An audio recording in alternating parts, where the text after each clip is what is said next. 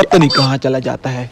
नमक कहता हूँ तो चीनी ले आता है, चीनी कहता हूँ तो नमक ले आता है। आ गए? हाँ, ये क्या है यार? सलाद कहता हूँ तो धनिया ले आते हो। कोई काम ढंग से नहीं होता।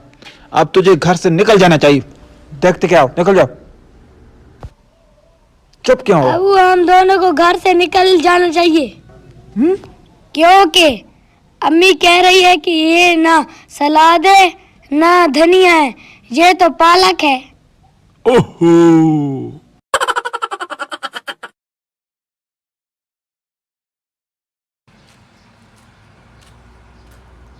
Hello, hello.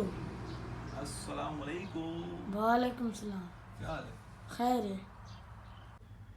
अच्छा तो मूड है चाह पी दी हाँ तो यार परिवार जा कुछ बको यार। एदा मस्त आना पेंट घरों पीती है मैं ओ यार है ना, वाह कौन है यार ना, साथ ने की थी यार ड्रामा।